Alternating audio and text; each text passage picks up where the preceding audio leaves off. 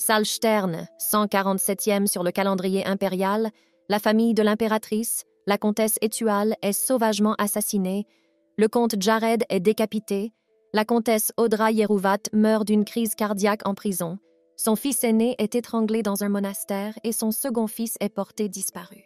Le comte avait une sœur cadette, l'actuelle impératrice de Salstern, Rosier Étual, et elle a appris aujourd'hui qu'elle avait été empoisonnée et qu'elle risquait de faire une fausse couche. Son mari, Cassius, recommence à la blâmer pour tous ses péchés, bien qu'elle se justifie en disant que ce n'est pas de sa faute si elle a été empoisonnée.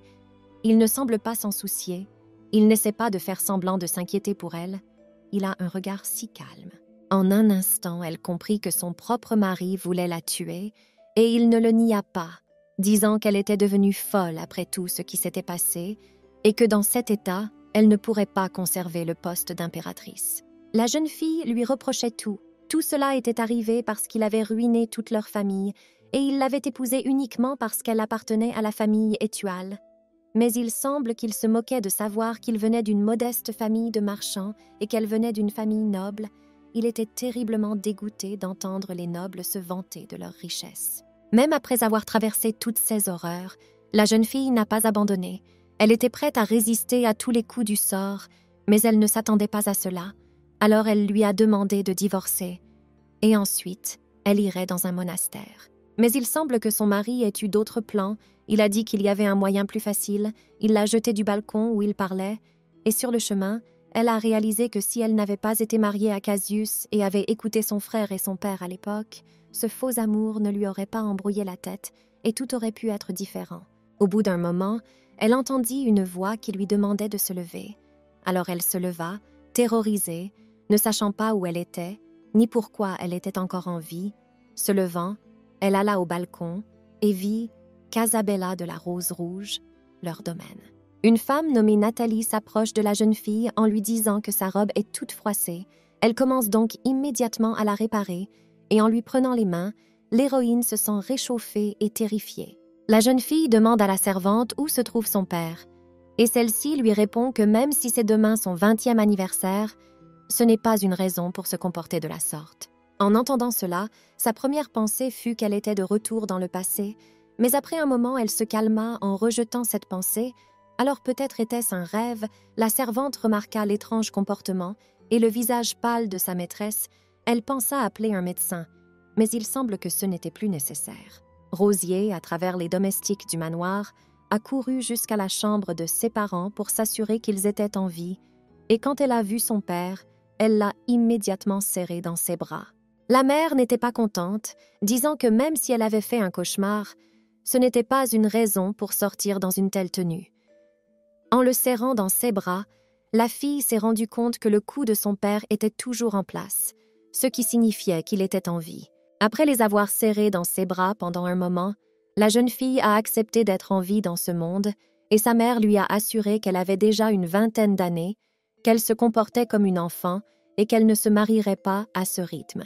Plus tard, en passant devant la chambre de ses parents, l'héroïne les entendit parler. La fille du marquis payait pour les péchés de ses parents. Les ragots allaient bon train, mais la famille impériale n'allait pas leur faire grâce. La situation était déplorable, mais ils étaient néanmoins heureux que ce ne soit pas leur fille qui ait été envoyée dans le Nord. Elle aurait dû être heureuse à la vue d'une robe. Le couturier lui a montré de nouvelles robes, mais la jeune fille n'arrêtait pas de penser à la manière dont elle pourrait retourner dans le passé. Demain, elle aurait 20 ans et dans cette robe, elle était censée rencontrer Cassius et on lui demanderait de l'épouser. Et donc, elle devait faire quelque chose immédiatement, sinon elle risquait de répéter les événements du futur. Dans sa chambre, elle ne comprend pas pourquoi elle est revenue le jour où il l'a demandé en mariage, alors qu'ils étaient censés se fiancer pendant le banquet. Il lui vint à l'esprit qu'elle devait s'enfuir dans un pays étranger, qu'elle devait se cacher et ne se montrer à personne, car son futur mari voulait gagner Étual. C'était sa dernière chance, donnée par Dieu lui-même. Elle n'avait donc pas le droit à l'erreur. L'héroïne décide que la seule personne capable de s'occuper de Cassius est le roi Elvan, qui règne sur les terres du Nord et dont on dit qu'il est mi-homme, mi-bête, qu'il est aussi possédé par des démons et qu'il coud donc le cuir des gens. Maxime Lanker n'est jamais apparu en public.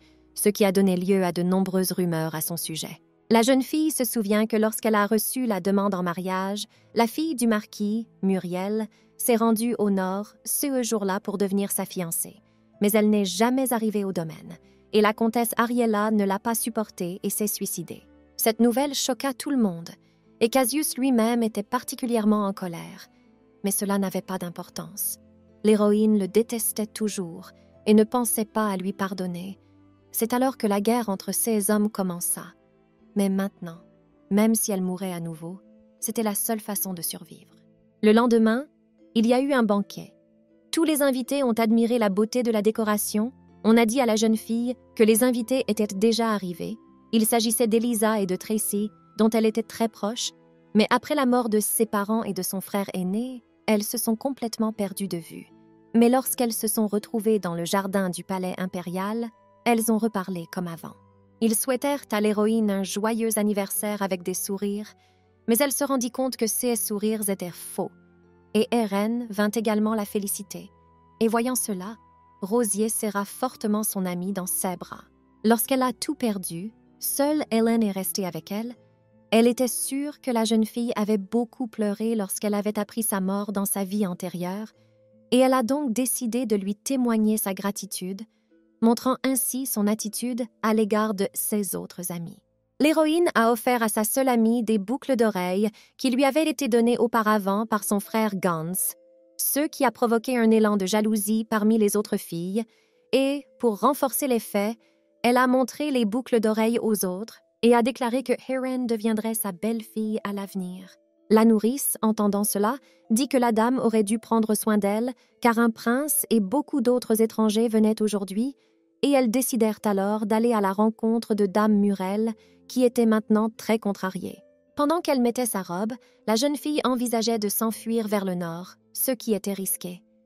Elle a donc hésité, et lorsqu'elle a fini de s'habiller, elle a remarqué qu'elle avait la même apparence qu'à l'époque. Alors elle a dû sourire comme si elle était la personne la plus heureuse du monde, même si elle avait l'air stupide. Lorsqu'elle sortait, tout le monde louait la beauté de l'héroïne et commençait à discuter à qui il donnerait cette belle fille. Elle était dégoûtée de réaliser qu'il l'échangeait comme si elle était une chose. L'héroïne remarqua que Cassius parlait aux autres personnes présentes, et elle remarqua qu'il avait l'air d'un diable, avec un regard confiant qui pouvait séduire n'importe quelle femme, et il avait visiblement déjà réussi à charmer beaucoup de monde, bien qu'elle comprenne quel était son but ici. Elle le remercia d'être venu, puis s'éloigna précipitamment de lui, comprenant qu'elle devait éviter l'homme afin qu'il ne l'invite pas à danser, et qu'elle devait donc trouver quelqu'un d'autre, sans quoi l'avenir ne changerait pas. La jeune fille a remarqué ses amis, qui se trouvaient près de Lady Murel, et l'a invitée à danser, même s'il était clair qu'elle était désespérée, et l'héroïne a été de plus en plus surprise de voir comment elle avait pu être amie avec elle auparavant. Puis, elle a pris Lady Murel par l'épaule et lui a dit de ne pas trop s'inquiéter. Lorsque l'heure du bal arriva, Cassius venait de s'approcher de la jeune fille pour l'inviter lorsqu'un autre homme le devança et elle l'accompagna sans hésiter, espérant ainsi éviter le prince toute la soirée. L'homme ne croyait pas qu'il pouvait être traité de la sorte. Il supposait que son humeur s'était beaucoup dégradée, mais il ne devait pas y prêter attention, car ce n'était qu'une danse, mais elle avait décidé de lui taper sur les nerfs. La danse ne fonctionne pas dès le début, et l'héroïne marche souvent sur les pieds de son partenaire, mais la situation est corrigée par un homme qui, plus tard, enlève la fille à son partenaire. C'était Gant, le frère de la jeune fille. Avant qu'il ne revienne, elle était très triste, pensant qu'il était parti. Son cœur était rempli de nostalgie, et c'était comme s'il était ressuscité d'entre les morts. Elle a dit qu'elle ne pensait pas qu'il pourrait venir. À cause de sa disparition soudaine, elle était très inquiète, et il n'avait même prévenu personne. Mais maintenant il était là, et cela l'a rendue très heureuse. Toujours en train de serrer sa sœur dans ses bras, le frère remarqua que quelqu'un l'observait avec crainte. Il le reconnut comme étant Cassius, et lui demanda si elle aimait vraiment tant ce bâtard hypocrite, puisqu'il y avait plein d'autres candidats dignes de ce nom. Elle savait qu'elle aurait dû écouter son frère à l'époque, et que ces terribles événements ne se seraient pas produits. Alors elle n'avait aucune raison de le refuser maintenant, et il remarqua qu'elle avait toujours fait les choses à sa manière auparavant. Gans voulait seulement l'avertir que Cassius était une mauvaise personne et qu'elle ne devait pas s'en approcher, et elle réalisa que c'était le bon moment pour demander à son frère de s'occuper de ses parents quand elle s'absenterait. L'homme remarqua que sa sœur agissait bizarrement, mais c'était l'heure de la danse, et c'était aussi son anniversaire. Alors son frère ne prit pas ceux qui l'entendaient au sérieux, et la jeune fille s'amusa à prendre la main d'Hélène et à la joindre à celle de son frère, se rendant compte de ce qu'elle ressentait pour lui. Elle ne comprenait pas comment son frère parvenait toujours à lui remonter le moral. Elle se dirigea donc vers la sortie, mais lorsqu'elle vit qu'elle était libre, l'homme qu'elle avait évité toute la soirée s'approcha d'elle, fatigué d'attendre, et lui proposa de lui parler en privé. Lorsqu'il est allé sur le balcon, il s'est dit que si elle avait essayé de le provoquer, elle avait réussi, que c'était la première fois qu'il se mettait autant en colère et qu'il avait maintenant un plan pour la soirée. Il voulait s'approcher d'elle lentement, avec un visage plein de désespoir, l'étreindre par les épaules et la surprendre en se mettant à genoux et en la demandant en mariage, parce que c'était une demande en mariage du prince lui-même, et que tout le monde rêvait d'obtenir quelque chose comme ça. Dès qu'il est prêt, l'inattendu se produit, l'héroïne sanglote bruyamment, confondant ainsi le prince. Elle dit qu'elle est très désolée pour Dame Murel, et ne comprend pas pourquoi on l'envoie à Elvan, puisque c'est comme aller à une mort certaine. Le changement brusque de sujet a de nouveau mis son mari sur les nerfs. Il ne comprend pas pourquoi elle pique une crise et dit que tout cela est pour le bien de l'Alliance, que ce n'est rien d'autre que de la politique. Mais l'héroïne n'abandonne pas, assurant qu'elle ne peut pas rester assise à regarder Lady Murel être envoyée chez les sauvages, et laisse le prince parler à son père. Mais il est fatigué de cette conversation. Alors il lui dira de surveiller sa langue. Elle a cherché cette réaction, et au dernier moment, alors qu'il était sur le point de perdre patience, elle a dit qu'elle irait seule, et que si quelqu'un devait se sacrifier, c'était elle. Le prince réalisa dans sa tête à quel point cette femme était stupide et immature, et que cela dépassait ses plans. Mais il essaya tout de même de faire une dernière tentative pour changer la situation et la calmer. Mais elle avait d'autres plans, après quoi elle le frappa, faisant couler le sang. L'homme, choqué par cette action, lui assura qu'elle serait punie pour ce qu'elle avait fait et que par conséquent, si elle voulait aller au nord, il ne l'en empêcherait pas, pensant qu'elle s'enfuirait vers lui avant que le voyage ne se réalise. Elle réussit à s'éloigner de Cassius et change ainsi son avenir. Au bord de la joie hystérique, elle réalise que si elle quitte le prince, c'est qu'elle n'ira pas en enfer. Lorsqu'ils revinrent vers les invités, tout le monde fut choqué de voir la blessure sur le visage du prince, qui s'approcha du marquis de Monténégro et lui dit qu'il avait de bonnes nouvelles pour lui et sa fille, car une brave dame de la famille Étual s'était portée volontaire pour aller dans le nord. Le soir même, toute la famille se réunit dans la chambre pour discuter de la décision de l'héroïne. La mère était hystérique, car elle ne comprenait pas pourquoi elle devait faire cela, et la raison qu'elle donnait était que le prince trouverait tôt ou tard un moyen de l'épouser, et qu'elle n'avait pas d'autre choix. Ses parents n'ont pas compris pourquoi elle voulait éviter cette participation, et ils n'auraient pas pu comprendre. Son père aurait certainement été contre ce voyage, mais c'était le seul moyen d'éviter une mauvaise participation. Sinon, toute sa famille mourrait aux mains de l'empereur, et elle ne voulait pas les voir mourir à nouveau et subir tous ces tourments. Alors elle a décidé d'aller au nord. La famille impériale les laisserait partir quand elle se marierait. Alors elle leur a demandé de respecter sa décision.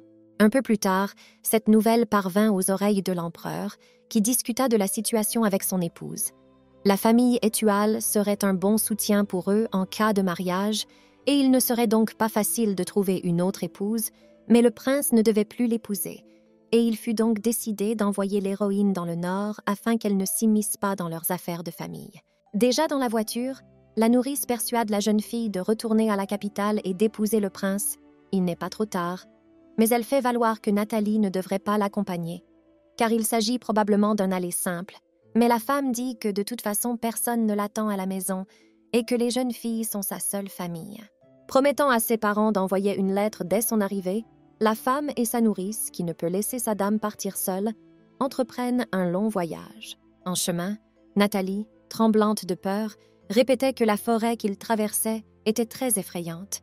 Et ce, parce qu'il y a des centaines d'années, une terrible maladie s'est déclarée sur ce continent, tuant une personne sur 30, et que beaucoup ont été enterrés dans cette forêt, raison pour laquelle on l'appelle aujourd'hui la forêt de la mort. Helvan développait ses forces militaires car personne ne venait à eux. Et si l'on contournait la forêt, on aboutissait à la mer, derrière laquelle se trouvait une chaîne de montagnes, et la forêt elle-même avait la taille d'une grande ville, et il n'y avait pas de fin en vue. Puis la jeune fille s'intéressa de près à une question. Helvan étant plus grand que Solstern, pourquoi ne figurait-il pas dans la liste des pays de l'Empire? Avant Solstern, il y avait beaucoup de petits pays. Ils utilisaient la même langue que les autres, avaient la même médecine, bien qu'il y ait eu des pays leaders parmi eux. Mais un jour, ils se sont tous unis pour lutter contre les monstres. Après la victoire, les gens ont décidé d'appeler un chef, qui est devenu l'empereur Stern, et l'Empire s'est finalement appelé Solstern, mais Helvan a décidé d'être un pays séparé. Sur la longue route, la jeune fille réfléchit. Si Helvan avait échangé sa place avec Solstern, il aurait définitivement fait sien l'Empire. La nourrice se demanda comment de tels barbares avaient pu faire partie de l'Empire. La jeune fille a déclaré que ces barbares défendaient l'Empire contre des monstres et que, d'une manière générale, leur pays transformait peut-être délibérément les Hellènes en barbares, car plus ils craignent leurs ennemis, plus ils veulent les vaincre. Peut-être serait-il alors plus facile de tout résoudre pacifiquement, même si leur pays ne voudra jamais de la paix avec son voisin, ni de la prospérité mutuelle, car la haine est profondément ancrée dans les deux peuples. Elle espère que tout ira bien, car elle a été envoyée comme épouse pour prouver des intentions pacifiques, et sa mort pourrait être un prétexte à la guerre. L'héroïne fut quelque peu surprise de voir la nounou presque en larmes. Elle était contente que sa maîtresse ait compris, et à ce moment-là, elle comprit pourquoi elle ne venait plus au goûter, préférant la bibliothèque, même si ses journées lui manquaient un peu. Se rendant compte que la nounou avait encore peur, la jeune fille la serra dans ses bras, lui assurant que tout irait bien, mais Nathalie n'y croyait pas vraiment, car elle avait entendu des ragots selon lesquels une personne terrible était en charge.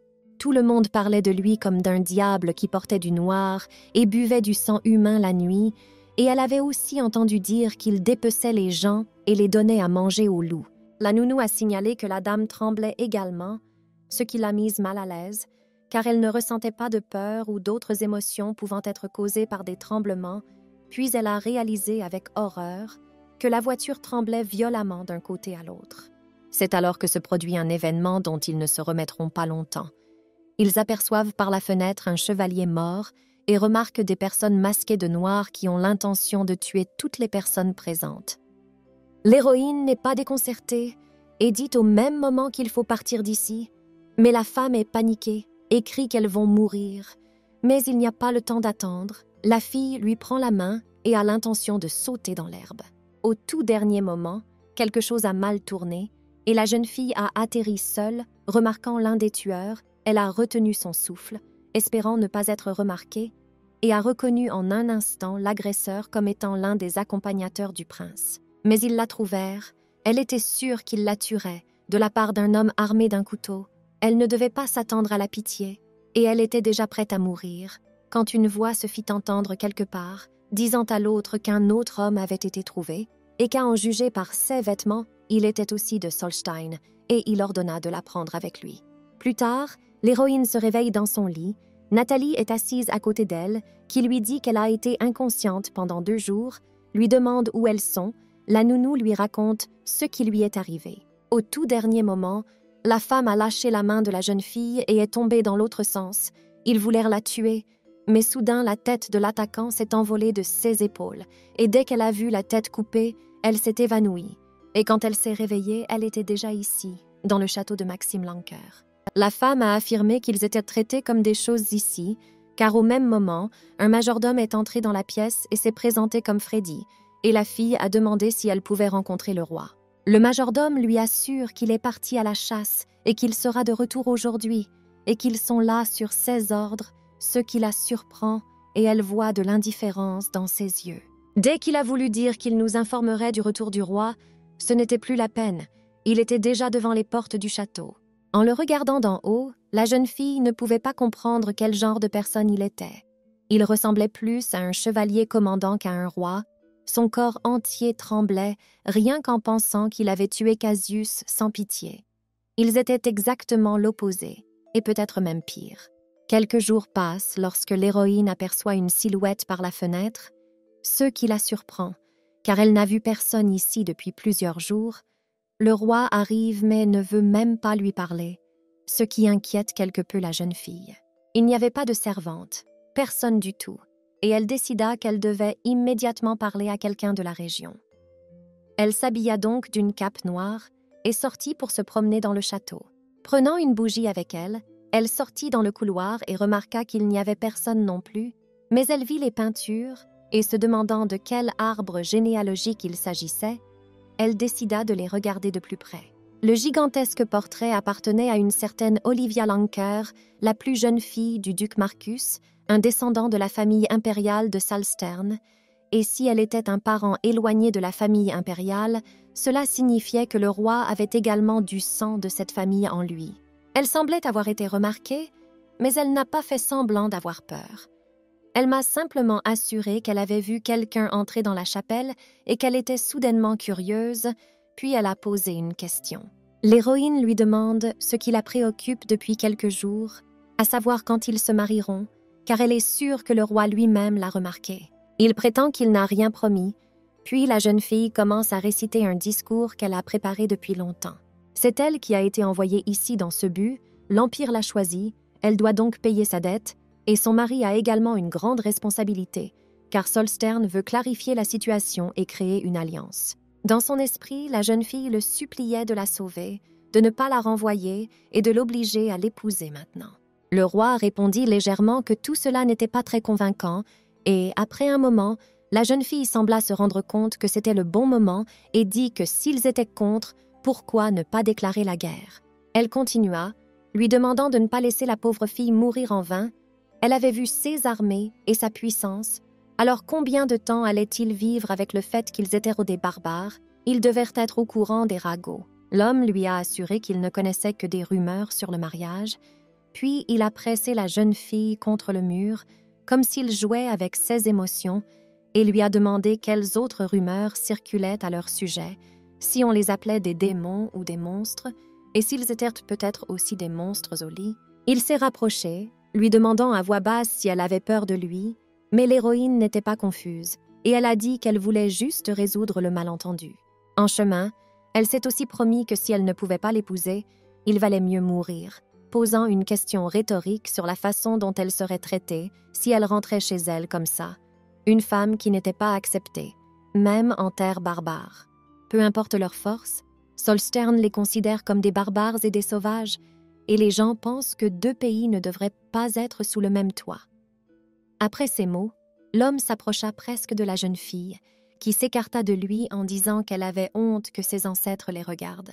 Souriant, l'homme lui assure qu'il n'a jamais vu quelqu'un comme elle auparavant, et la jeune fille lui rend l'appareil, ajoutant un peu d'intrigue à leur conversation, disant qu'elle attendra une audience officielle demain, mais pas dans un tel endroit.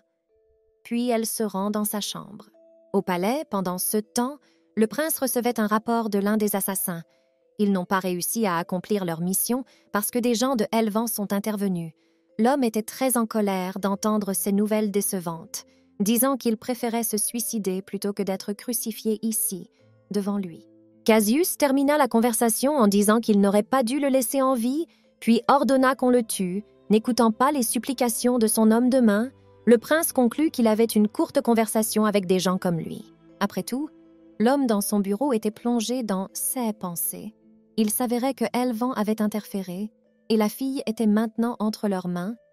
Si elle s'était sincèrement excusée ce jour-là, il lui aurait pardonné, parce qu'il savait à quel point elle serait utile entre ses mains.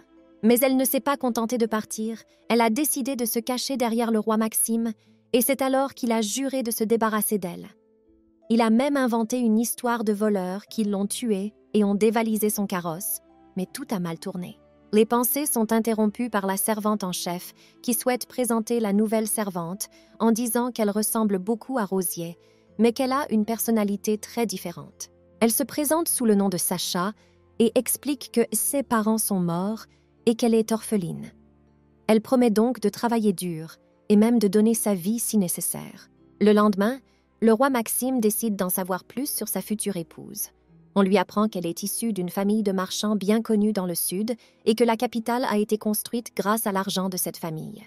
Le chef de cette famille aurait pu prétendre au titre de duc par ses propres mérites, mais ils ont été délibérément tenus à l'écart du pouvoir. Mais tous les habitants de Solstein respectent profondément cette famille, et leur fille est presque devenue une princesse. Après avoir entendu les informations nécessaires, le roi libère le garçon, qu'il informe enfin que des exécutions sont prévues dans l'après-midi, beaucoup moins nombreuses que la dernière fois. Il ordonne également au majordome d'amener la femme pour une audience et lui dit qu'il a besoin de la voir immédiatement.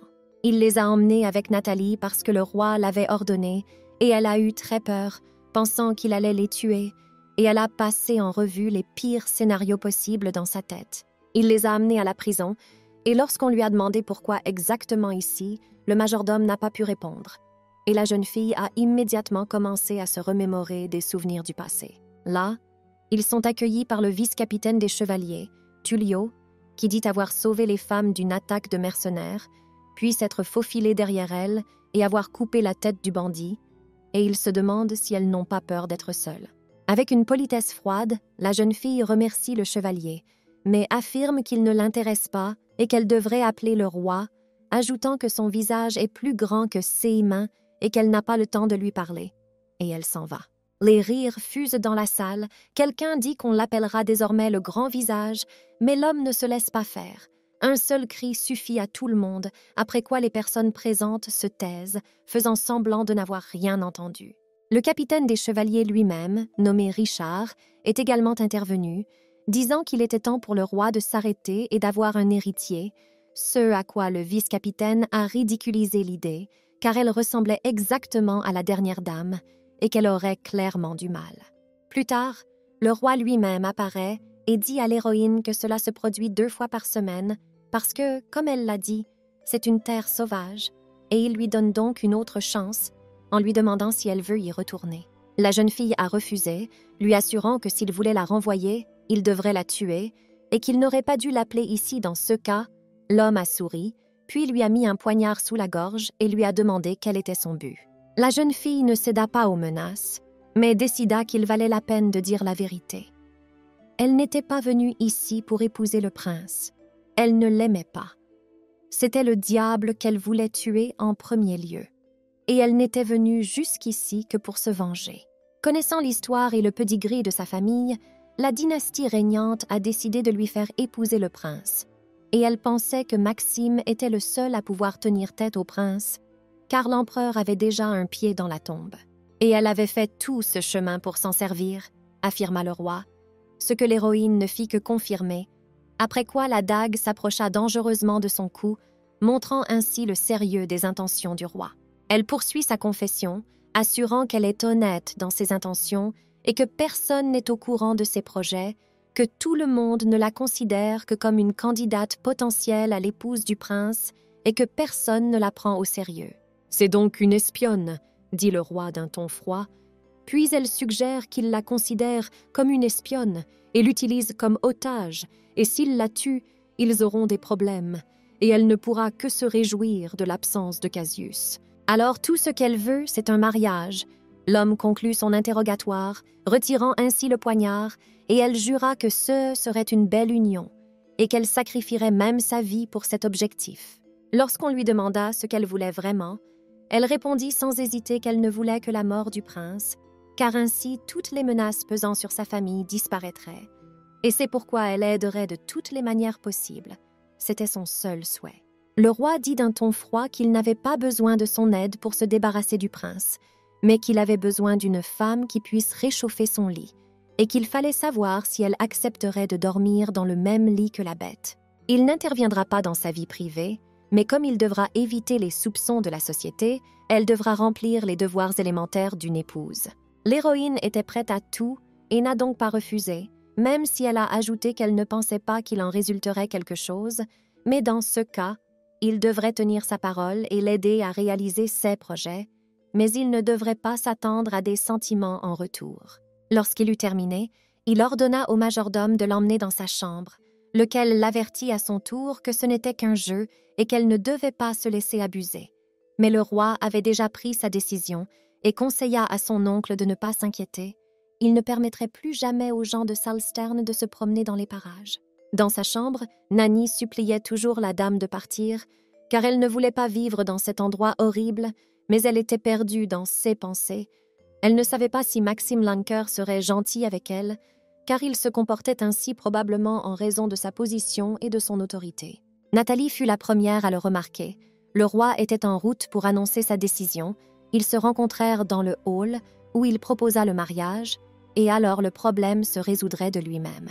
La jeune fille était sceptique, ne faisant pas confiance à ses paroles, puis il l'a prise et l'a poussée contre le mur, lui assurant qu'il l'utiliserait aussi, qu'il avait aussi une raison de se marier. Après avoir réfléchi, elle accepta, se tenant le cou à l'endroit où elle avait été blessée il y a peu. Il la ferait examiner par un médecin tous les jours, puis elle dirait qu'ils seraient un couple ordinaire et qu'après avoir atteint leurs objectifs, ils divorceraient. Plus tard, alors que les préparatifs du mariage étaient déjà en cours, le roi a demandé à Johnson comment se déroulait le processus, ce à quoi le pupille a répondu que tout se déroulait comme prévu, mais qu'il ne comprenait pas pourquoi tout cela était nécessaire, car le roi ne l'avait pas fait sur un coup de tête, et il était peu probable que son oncle et Mlle Catriana feraient semblant de ne rien voir. Il voulait simplement que le roi épouse une candidate digne de ce nom et fonde une famille forte et heureuse. Il n'était pas sûr que cette femme serait capable de remplir son devoir, mais Maxime était sûr d'elle. Elle n'avait même pas peur de la mort. Un peu plus tard, le majordome entra dans le bureau et apporta une lettre de Salstern. Le roi pensa qu'elle lui était destinée et lui aurait ordonné de la remettre à la jeune fille, mais il ne s'occupait plus de ses futilités. Le garçon était scandalisé par ce comportement. Il ne lui faisait pas confiance et il ne savait pas quel était son but, ce à quoi le roi le menaça de garder à l'esprit que lorsque la jeune fille se marierait, elle deviendrait la nouvelle propriétaire de ce château. Bien que les serviteurs ne la respectent pas en tant que maîtresse à cause des ragots, il lui assure qu'elle peut prendre soin d'elle-même et contribuer au château, ce que Johnson et le majordome prennent en considération. Un peu plus tard, on apporta à l'héroïne une lettre qu'elle ouvrit avec joie. C'était une lettre de son frère. Il avait déjà appris la nouvelle, mais ne pouvait toujours pas l'aider sur le moment. Quand elle partit, leur maison était remplie d'une grande tristesse. Ma mère, qui était très sociable, s'est repliée sur elle-même et mon père s'est évanoui après son départ. Tous les membres de la famille ont été choqués par cette nouvelle, et mon père a commencé à fumer beaucoup et à s'inquiéter pour elle, restant assis dans sa chambre toute la journée et ne dormant pas bien. Heureusement, son amie Hélène vient chaque jour réconforter et rassurer sa mère. C'est peut-être ce qu'il pensait, mais après son départ, l'attitude envers eux dans l'Empire a changé de manière significative, et ils voulaient élever leur famille, mais à cause des troubles avec la famille Mundo, cela a été remis à plus tard. Apparemment, ce n'est pas si important pour elle maintenant. Tôt ou tard, le chariot avec la cargaison arrivera. Maintenant, toutes les responsabilités de la maison sont sur lui. Peut-être qu'il pourrait l'aider. Alors, il m'a demandé de lui répondre dès qu'il lira cette lettre. La jeune fille se dit que ce nom lui est très familier, mais ses pensées sont interrompues par Nathalie, qui lui suggère d'aller renouveler sa garde-robe, et elle remarque aussi que la chambre est très petite, mais Sa Majesté aurait pu en tenir compte. Elle s'est assise, heureuse, en se rappelant que s'ils concluaient l'accord, les relations entre leurs pays s'amélioreraient et qu'ils pourraient alors rentrer chez eux.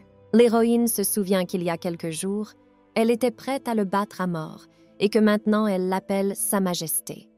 Mais la femme dit que c'est maintenant sa maison, ce qui signifie qu'elle doit en tirer des conclusions pour vivre ici en paix.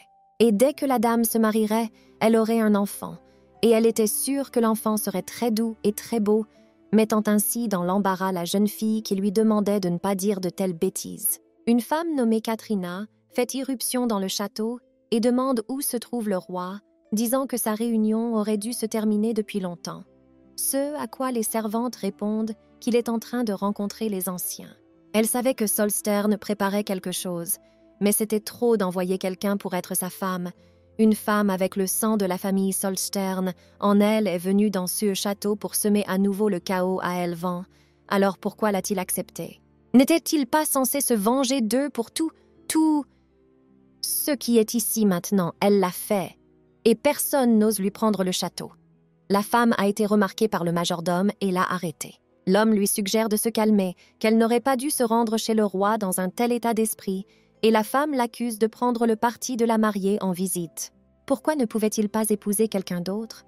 Pourquoi n'acceptait-il pas l'offre de Lady Ayla? La femme continuait à l'accuser. C'était un manque de respect pour eux, et elle aurait dû le lui dire. À ce moment-là, l'héroïne passe. La femme la voit et décide de lui dire tout ce qu'elle pense. Mais le majordome l'en empêche, disant que ce sont tous les conseils de sa propre famille, qu'elle doit être patiente et revenir la voir plus tard.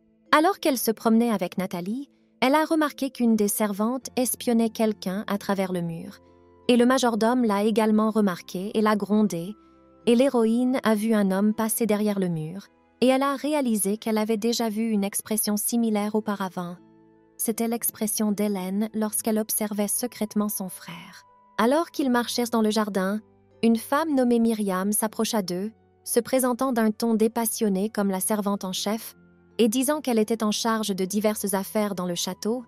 Elle remarqua que l'accueil était plutôt froid, mais elle ne devait pas en tirer de conclusions hâtives. La femme a dit qu'elle avait préparé une autre pièce pour eux et a proposé de la regarder. Le majordome qui se trouvait à proximité a été choqué de voir la pièce qu'ils avaient préparée, et la servante a seulement dit que pendant des générations, les propriétaires de ce château avaient utilisé cette pièce pour vivre, et c'est pourquoi elle a décidé qu'elle serait la pièce parfaite pour la nouvelle reine. Lorsque la servante a fini d'inspecter la chambre, elle a présenté 2 filles, Ella et Molly, qui étaient censées être ses propres servantes, mais elle a refusé, arguant qu'elle voulait choisir les personnes qui seraient avec elle tout le temps. L'héroïne était simplement mal à l'aise avec le fait que l'une des servantes portait le même nom que l'un de ceux qui l'avaient trahie, et à la fin, elle a dit à tout le monde qu'elle était fatiguée et qu'elle avait besoin d'être laissée tranquille. Lorsque le majordome est sorti dans le couloir, il a commencé à réprimander la servante principale pour avoir choisi cette chambre particulière, mais elle n'a pas compris où était le problème, puisque la maîtresse n'utilisait cette chambre que depuis quelques années. L'homme ne croyait pas que la servante ne savait pas ce qui se passait dans cette pièce. Même les domestiques se plaignaient d'entendre des voix étranges dans cette pièce. Alors pourquoi la nouvelle dame du château viendrait-elle s'y installer? Et si le roi la prenait, ils auraient des ennuis. Le majordome a continué à réprimander la femme en lui disant qu'elle aurait dû lui demander d'abord et qu'il n'aurait jamais permis qu'on lui donne cette chambre. « C'est mademoiselle Katrina qui a suggéré cette chambre », a dit la femme de chambre. Après quoi le majordome a dit qu'il y avait une autre maîtresse dans le château maintenant et qu'elle devrait établir des priorités correctement. Se rendant compte qu'ils discutent, la femme se rapproche pour mieux entendre. Mais soudain, pour son malheur, un verre tombe de l'étagère derrière laquelle elle se cachait et se brise, ce que les confidents du roi remarquent immédiatement. La majordome se retourna et partit en disant qu'elle prendrait sur elle la colère du roi, et l'ancien alla voir de plus près pour éviter d'être démasqué. La nounou fut sauvée par une autre servante qui lui dit qu'elle était recherchée par Madame Katrina, et elle se rendit auprès d'elle, lui ordonnant de nettoyer le verre brisé. Dans le bureau du directeur du château, le majordome faisait les 100 pas, ce qui inquiéta l'homme. Il lui demanda de ne pas s'inquiéter, mais l'homme ne comprenait pas le calme de l'autre. Si le roi découvrait cet incident, il serait très en colère. Janssen ne savait pas qui était la femme de chambre en chef, car Madame Katrina avait mis à la porte la dernière femme qui travaillait ici depuis plus de 10 ans. Mais de toute façon, il aurait dû leur dire d'emblée s'il pensait qu'il pouvait donner cette chambre à la dame. Puisque le roi avait choisi cette femme comme compagne, il n'avait pas d'autre choix que de l'accepter, et il était donc certain qu'il n'y aurait pas de problème avec elle à l'avenir. Allongée dans sa chambre, l'héroïne se dit que lorsqu'elle a emménagé dans le château principal, elle a décidé d'aller se coucher pour une raison ou une autre, et qu'elle devrait peut-être aller explorer le château. Lorsqu'elle a quitté la pièce, elle a rencontré un homme qui se faisait appeler Janssen. Il a dit qu'il voulait la rencontrer, et elle a remarqué que c'était l'homme qu'elle avait vu dans le jardin, et que son visage lui était très familier. La jeune fille a dit qu'elle voulait voir le château, et le garçon l'a averti qu'il était dangereux de se promener seul dans le château parce que des loups sauvages s'y promènent souvent. Alors il lui a proposé de l'accompagner, car il voulait lui parler. Faisant le tour de la cour, le type prétendit qu'il avait reçu l'ordre de célébrer le mariage le plus tôt possible et qu'il aurait lieu dans la chapelle du château et que la jeune fille n'y voyait pas d'inconvénient. Ce qui le rassurait. Il pensait qu'elle serait contrariée par un mariage aussi modeste, car les mariages à Solstein devaient être chics, mais l'héroïne n'était pas en mesure de souhaiter quoi que ce soit pour le moment. Ce n'était pas important pour elle. Elle voulait s'habituer à l'endroit, et ce serait bien de ne plus être traitée comme une étrangère. Johnson était heureux de l'entendre, lui assurant qu'il pensait qu'elle serait comme l'ancienne propriétaire. Olivia Banger, enfant, l'héroïne a entendu ces ragots de la bouche de sa mère. Après son départ pour le Nord, l'histoire à son sujet a changé plusieurs fois, même les ragots les plus horribles ont circulé. Si bien que la plupart des habitants de l'Empire ont essayé de ne pas se souvenir d'elle, la considérant comme une traîtresse, mais les ragots désagréables n'ont jamais été oubliés de la mémoire du peuple. Le garçon ne pouvait pas dire quel genre de personne elle était, puisqu'il était encore jeune, mais à en juger par ceux qu'il avait entendu, elle était très heureuse de sa vie ici, même si elle avait été amenée ici contre son gré. Il a également entendu dire que sa maison lui manquait beaucoup, alors que le Nord ne reconnaît pas immédiatement les étrangers, mais il est peu probable que cela l'ait amené à se sentir seul. Il y a donc probablement d'autres raisons. Johnson conseille de s'adresser à Lady Katrina, épouse du chancelier et tante du roi, qui a dû connaître l'ancien propriétaire du château, mais il ne peut garantir qu'elle sera disposée à le faire. Sa Majesté, la précédente maîtresse du château, a dû beaucoup souffrir à cause de Lady Katrina, car après, elle a sauté par la fenêtre, dit le garçon d'un air sombre. La jeune fille ne comprend pas pourquoi il veut faire cela, car elle n'est qu'une étrangère pour eux. Johnson lui répond que les cheveux de Freddy deviennent rapidement gris à cause du stress et qu'il ne voudrait pas que la même chose lui arrive. Après un moment de sourire, le type dit qu'il plaisantait, qu'il voulait juste que la femme soit forte parce qu'elle était maintenant la nouvelle maîtresse du château. Peut-être pensait-elle qu'il se moquait d'elle, mais une vraie maîtresse doit gérer le château correctement, et c'était le seul conseil qu'il pouvait lui donner à ce moment-là. Alors qu'il se trouve sur le balcon, le vice-capitaine des chevaliers remarque 2 personnes qui discutent en bas, puis il appelle le roi pour qu'il regarde lui-même, et il voit Janssen et Rosier, notant qu'ils discutent probablement du mariage. Le capitaine remarqua que cette femme avait un rire magnifique, et il ne pensait pas que la nouvelle maîtresse serait aussi belle. Le vice-capitaine répondit qu'il y avait beaucoup de beauté de ce genre dans le Nord, et que la dernière maîtresse était encore plus belle, après quoi le capitaine lui donna un coup de coude, montrant par toute son apparence qu'il devait choisir ces mots en présence du roi. L'héroïne est allée dans sa chambre et a pensé à Lady Katrina. Si elle règne sur cet endroit, cela signifie qu'il faut la ramener sur terre et lui montrer qu'elle est désormais la nouvelle maîtresse du château. Dans la chambre, une Nathalie excitée l'attendait, lui demandant de ne pas se promener seule dans ce château effrayant, car des animaux sauvages y rôdaient et c'était donc dangereux.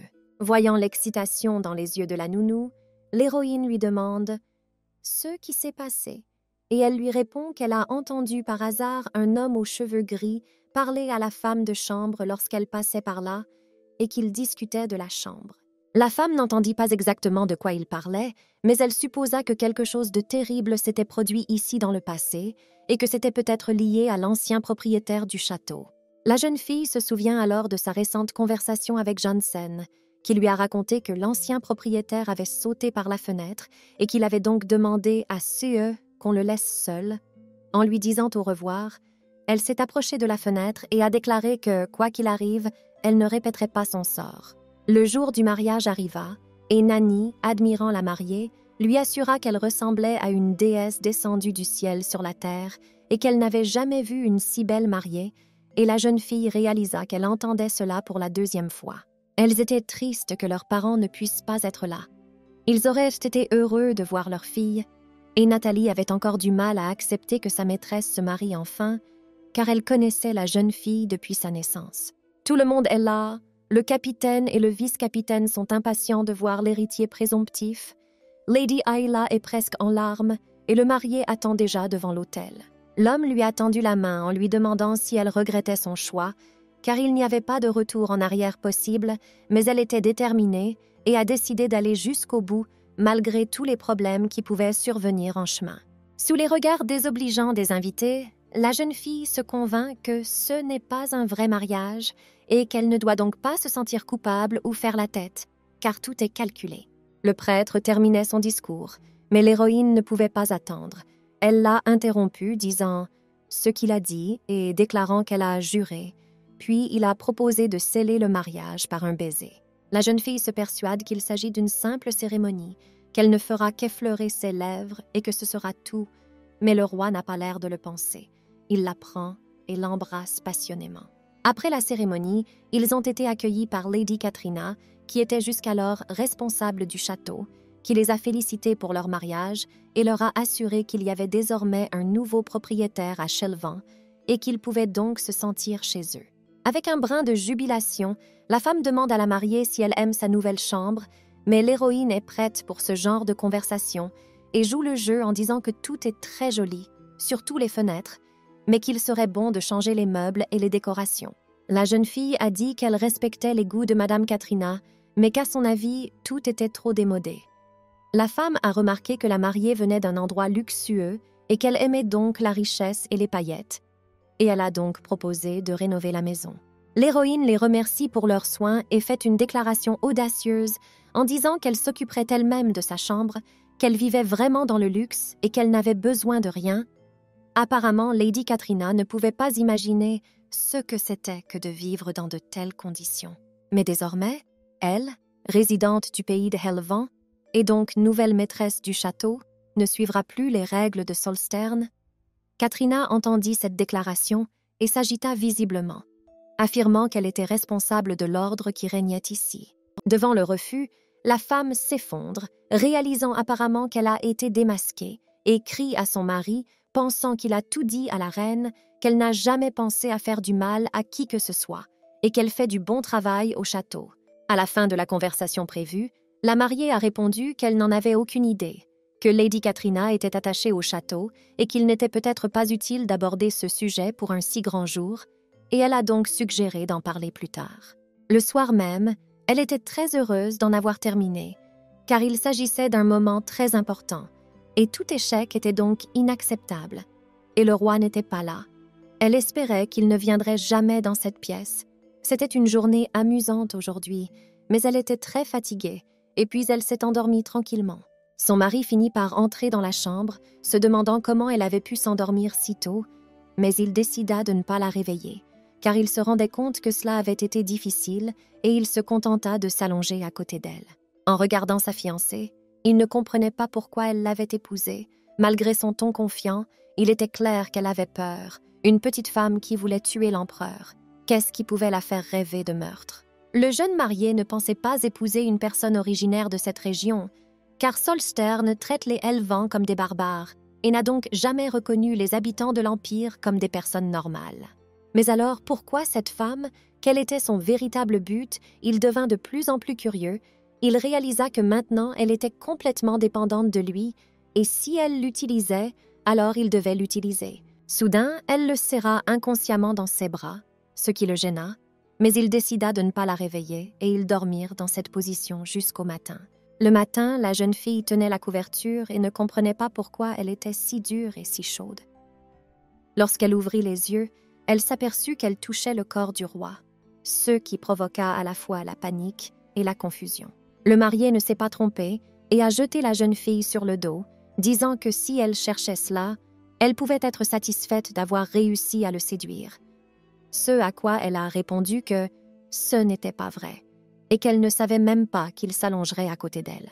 Il l'a prise et l'a embrassée passionnément, lui assurant qu'elle n'avait même pas remarqué qu'elle le touchait et qu'elle devait pourtant remplir ses devoirs d'épouse. Ils sont interrompus par un serviteur qui apporte un message immédiat au roi. Après l'avoir écouté, l'homme s'habilla en hâte et déclara qu'il ne serait pas absent longtemps, mais en regardant par la fenêtre, la femme remarqua que l'armée était en train de se constituer et se sentit mal à l'aise. Dans la salle, Janssen explique à l'hôtesse qu'il y a beaucoup de bruit dans les régions frontalières, alors que d'habitude le roi dirige immédiatement l'armée, mais que maintenant ils semblent avoir pris en compte le mariage dans leur plan. Le type a rassuré la jeune fille en lui disant que tout irait bien et qu'elle s'y habituerait bientôt, car de tels événements se produisent régulièrement ici. Mais soudain, ils ont entendu des cris dans le couloir, ils se sont approchés et il est devenu clair que les sons provenaient de Miss Katrina. Elle le gronde et accuse l'héroïne de tous les maux, disant qu'il aurait dû épouser Madame Ayla, que leur famille aurait été renforcée et que leurs ennemis auraient été éliminés. Janssen voulut intervenir, mais la femme ne le laissa pas faire. Il y avait aussi un majordome dans la pièce qui écouta tout, puis dit qu'il ne pouvait pas s'opposer à la volonté du roi. Et Katrina dit encore que cette fille avait perturbé tous leurs plans, et donc qu'elle lui ferait faire ce qu'elle voulait. Ils sont repartis, après quoi le type s'est excusé pour le comportement de la femme, lui assurant que Lady Katrina était hystérique parce qu'on lui avait retiré son rôle d'hôtesse, mais que ce n'était pas tout. Elvan avait aussi beaucoup d'ennemis. Alors qu'elle écrit une lettre dans sa chambre, l'héroïne entend des bruits étranges à l'extérieur de la porte. Nathalie dormait, elle décide donc de vérifier elle-même ce qui se passe à ses risques et périls. Voyant les servantes rassemblées, elle s'approcha et, à la vue de la dame, les filles se séparèrent et un terrible tableau s'offrit à ses yeux. La femme de chambre la plus âgée tapait sur les mains de la jeune ouvrière en lui assurant qu'elle lui donnait simplement une leçon. La femme se souvenait d'elle comme de la fille qui avait espionné dans le jardin, et la femme de chambre lui assurait qu'elle ne devait pas se mêler de cette affaire. Elle avait mis le mauvais uniforme et a donc été punie, a déclaré l'aînée, ce à quoi la femme a demandé avec un sourire quelque peu sarcastique si tout ce bruit était dû à un morceau de tissu, et si c'était le cas, elle aurait dû simplement signaler l'erreur, et la fille aurait compris et aurait cessé de le faire. La femme a demandé s'il faisait exprès de faire autant de bruit pour qu'elle puisse l'entendre, et la femme de chambre a immédiatement paniqué, lui assurant que ce n'était pas le cas. L'héroïne regarda attentivement toutes les personnes présentes, puis demanda quel était l'intérêt de porter un uniforme aussi ordinaire, quand cette règle était-elle apparue. L'aînée répondit qu'elle était apparue à la demande de Lady Katrina après la mort de la reine Olivia. Après avoir entendu cela et s'être rendu compte de l'influence de Katrina dans ce château, la femme a déclaré qu'elle était désormais leur nouvelle maîtresse et que les règles seraient également les siennes, et la servante, ne sachant que faire, a dit en désespoir de cause que le château était dirigé par Madame Catrin. La nouvelle dame du château s'est approchée et avec une expression redoutable n'a posé qu'une seule question. Qui sert-elle, elle ou Katrina? La reine exigea une réponse, mais la servante n'hésita pas à dire que la réponse était évidente, et tous la servirent, puis la femme demanda pourquoi il fallait faire tout ce bruit dans le château et forcer la reine elle-même à venir ici. La servante s'incline et dit que cela ne se reproduira plus jamais. L'héroïne lui ordonne de relever la tête et lui dit qu'à partir de maintenant, tous les problèmes seront résolus grâce à elle. Elle a remis cela à plus tard à cause de la cérémonie, mais maintenant elle veut voir le château. Alors laissez la servante en chef lui faire visiter les lieux demain, et si elle voit ou entend à nouveau quelque chose de ce genre, ils auront des ennuis. Enfin, après leur avoir remis une lettre à remettre au majordome, ils prirent congé et la femme se tourna vers la jeune servante, lui tendant l'élastique qui avait servi à la punir. La jeune fille s'appelle Hannah. Elle dit que c'est sa grand-mère qui lui a donné l'élastique. La femme remarqua que la jeune fille bégayait même de peur et qu'elle avait l'air tout à fait innocente. Dès qu'elle décida de soigner ses blessures, un type s'approcha d'elles en courant. C'était Johnson. La servante l'a vu et a été très confuse et s'est enfuie. Le garçon l'a vu et a demandé ce qui s'était passé, mais n'a pas eu de réponse. Il a dit que des charrettes étaient apparues à l'extérieur et que le roi n'apparaîtrait que demain. Ils mirent leurs manteaux, montèrent à cheval et se dirigèrent vers la ville. Katrina vit cela par la fenêtre et, comprenant que c'était sa chance, elle envoya un homme nommé Malik, lui ordonnant de tout faire rapidement. Ils s'arrêtèrent près de la ville elle-même et la femme la regarda en silence pendant un moment, après quoi le type dit que tout le monde était en sécurité et que chaque citoyen du pays était protégé des monstres par leurs troupes. Depuis les temps anciens, ils ont combattu les monstres du Nord, versant leur sang pour le bien du peuple, mais depuis que les monstres se sont un peu calmés pour une raison quelconque, ils n'ont plus à se battre aussi souvent. Et le Sud ne les considère même pas comme des gens. Ils les appellent des barbares, disent qu'ils violent les femmes, tuent les enfants et brûlent les maisons des gens. Mais si une guerre permanente commençait, ils prendraient tous les hommes, peut-être pas de façon notable, mais le ciel paisible actuel est le mérite du roi. Et puis l'héroïne, se souvenant de sa vie passée, peu après l'accession au trône de Cassius, une puissante armée venue du nord a attaqué Solstern, et sans aucune défense, l'Empire a été vaincu, et les soldats ont pillé et brûlé les villages encore et encore. À cause de ce brusque changement d'événements, l'empereur a déversé toute sa colère sur elle, a éprouvé tout son ressentiment et sa peur, et s'est placé au-dessus des autres. Ensuite, elle pria chaque jour pour que Maxime Lanker conquiert enfin Solstern et prenne le trône de l'empereur, et pour que Cassius lui-même soit tué de la manière la plus terrible qui soit. Chaque jour de l'Empire était un enfer, et le jour attendu, l'armée du Nord a détruit l'Empire ensemble. La pensée fut interrompue par un homme qui était curieux de savoir ce à quoi la femme pensait si profondément, mais elle évitait ce genre de questions. Alors elle demanda où ils devaient aller ensuite. Après un peu de réflexion, l'homme dit qu'ils étaient censés être rencontrés. Le roi devait envoyer quelqu'un ici. Après avoir reniflé, la femme a senti la mer et a dit qu'elle voulait vraiment la voir. Son mari a essayé de la convaincre que ce n'était pas le bon moment, mais il a abandonné, et l'héroïne a réalisé qu'il était temps d'inspecter la zone. Il y avait beaucoup d'agitation dans le château. Le roi et ses soldats étant arrivés plus tôt que prévu, on préparait le château pour son arrivée. Le majordome était chargé des servantes, mais il remarqua qu'il manquait quelque chose. C'était la reine qui avait disparu, mais personne ne semblait l'avoir prévenue. Et la servante en chef, qui se trouvait à présent dans la cuisine pour une raison quelconque, était censée s'en occuper. À ce moment-là, Katrina s'approche et dit qu'il est inutile de les chercher, car elle a quitté le château pendant l'absence du roi, les soldats l'ont vue partir, et lorsqu'elle est allée vérifier sa chambre, tout le monde a dit que la reine était malade et qu'elle ne pouvait pas sortir. Pendant ce temps, le roi était déjà rentré, et tout son entourage le rejoignait dans la rue. Il remarqua la surprise dans les yeux de ces gens et demanda ce qui s'était passé, ce à quoi Katrina lui répondit que l'héroïne avait quitté le château. Le mari se doute que quelque chose ne va pas, et Freddy, le majordome, réfute la déclaration de sa femme en disant que tout le quartier du château est sous haute sécurité et qu'elle n'a donc pas pu partir seule. Katrina a suggéré que le roi vérifie lui-même cette information. Peut-être que la reine était si malade qu'elle ne pouvait même pas venir à la réunion, après quoi le roi est allé vérifier lui-même. Il ne croyait pas qu'elle l'avait trompé pendant tout ce temps. Lorsqu'il est entré dans la chambre, il l'a vue et elle s'est excusée de ne pas être sortie plus tôt parce qu'elle n'avait pas eu le temps de se préparer. Katrina n'en croyait pas ses yeux. Elle en était sûre, puisqu'elle avait envoyé une personne de confiance, puis demandé si elle était restée ici tout le temps, puisque la femme était venue plusieurs fois aujourd'hui, puis avait entendu dire qu'elle s'était sentie malade toute la journée. Le roi la laissait se reposer si elle ne se sentait pas bien, quand soudain l'héroïne réalisa qu'il était temps de se montrer comme un couple aimé.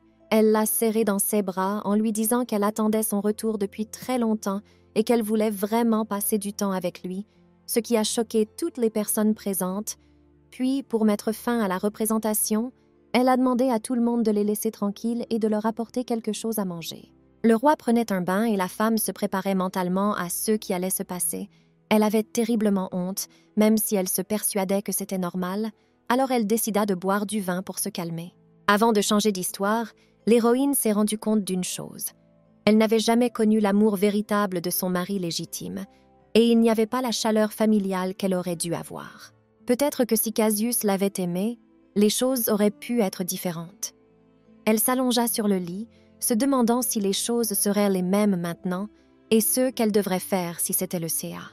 Le roi remarqua ce comportement étrange et décida de dire quelque chose d'étrange, mais la jeune fille pensa qu'elle avait l'air de faire de nouveau allusion à quelque chose, et elle décida que cela ne pouvait pas durer. Après avoir bu du vin, la reine, rassemblant toute sa volonté dans son poing, ouvrit les rideaux de la salle de bain où se trouvait son mari, ce qui choqua les serviteurs qui se trouvaient à proximité, puis elle déclara qu'elle l'aiderait et prit donc la brosse. Pendant qu'il se lavait, Maxime lui a demandé si elle l'attendait, ce qu'elle a confirmé, puis il lui a pris la main et l'a rapprochée de lui, en disant qu'elle l'attendait, de peur que les plans ne soient gâchés. La femme l'a également confirmé, mais a déclaré qu'elle attendait néanmoins beaucoup. Il a dit qu'il n'aimait pas non plus que les plans soient gâchés et qu'il fallait donc prendre l'affaire plus au sérieux, car pour que l'hôtesse ait un statut dans le château, elle doit avoir de bonnes relations avec son mari. L'alcool de la femme commençant à se dissiper, sa timidité revint, et son mari lui assura que, même sur le champ de bataille, il pensait constamment à elle et souhaitait la voir.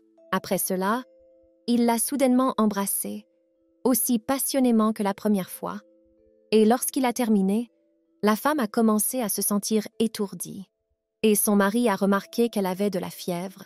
Alors il a appelé le majordome pour qu'il se rende chez le médecin.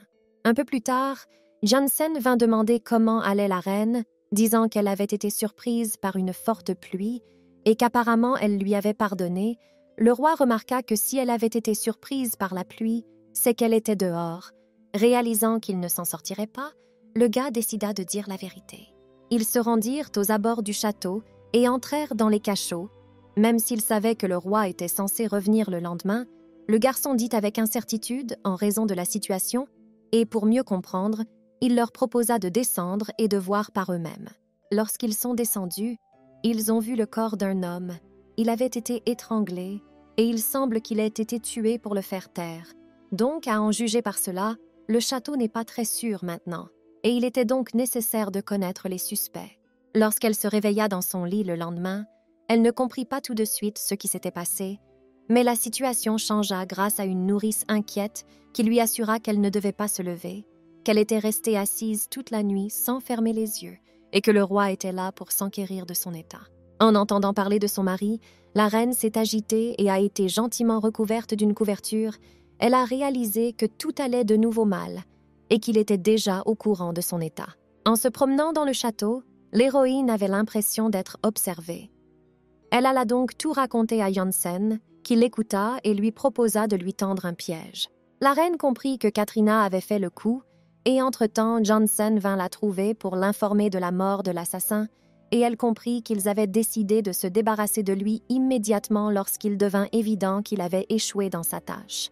Le lendemain, elle se sentait mieux, et par coïncidence, ce jour-là, ils ont reçu un colis de Salstern, et quand elle a tout vu de ses propres yeux, elle a réalisé que c'était ses parents qui l'avaient envoyé. C'était la calèche de la famille Étoile. La reine a failli fondre en larmes en voyant tous les bijoux et les vêtements de luxe, et elle aurait ordonné que tout soit déplacé dans la chambre d'amis voisine de la sienne, rêvant de tout essayer. Pendant qu'elle lit la lettre, Janssen lui dit qu'il s'agit probablement d'un cadeau pour le roi et qu'il faut lui apporter le paquet, ce qu'elle accepte à contre-cœur. Un peu plus tard, le majordome annonce à la reine qu'elle a des invités, 3 jeunes filles, qui entrent et s'émerveillent de tout ce qu'elles voient. La femme invite tout le monde à table, en s'excusant de ne pas l'avoir fait plus tôt, car elle ne se sentait pas très bien ces derniers temps. Assises à la même table et buvant du thé, les filles discutent des affaires courantes, de la gestion du château, et évoquent au passage Lady Katrina, surprise que la femme tienne encore le coup sous la pression. Mais les filles choisissent leurs mots avec soin, car elles comprennent qu'elles doivent être en bons termes avec la nouvelle reine, et la généalogie des filles est également évoquée dans la conversation, et l'héroïne se rend compte que Catherine n'est pas originaire du Nord. La femme décide de demander plus de détails sur Madame Katrina. Elle a compris que cela pourrait l'aider dans son futur combat, et les filles, surprises par ce manque de connaissances, disent qu'elle vient de l'Ouest. Dans sa jeunesse, elle a été mariée à un certain chancelier Pierre, mais après la mort de celui-ci, elle a quitté son pays et s'est remariée ici, ce qui a donné lieu à un grand scandale. Car à l'époque, on attachait de l'importance à la pureté de la généalogie. Mais à présent, la place du propriétaire du château était entièrement transférée à l'héroïne, ce dont ils se félicitèrent, et la reine, à son tour, se rendit compte qu'elle ne connaissait pas du tout Madame Katrina, et c'était un détail très intéressant. Les filles ont continué à dire des choses qu'elles pourraient regretter plus tard, affirmant que c'était la raison pour laquelle Katrina voulait marier sa nièce Ayla au roi et qu'elle avait dépensé beaucoup d'énergie pour cela. Lorsque la reine entendit ce nom familier, elle demanda aux filles de lui en dire plus. Mais celles-ci, se rendant compte qu'elles en avaient déjà trop dit, lui assurèrent qu'elle ne devait pas savoir. Mais elle remarqua seulement que si c'était le cas, pourquoi était-il nécessaire de le mentionner? Tout cela semblait très suspect.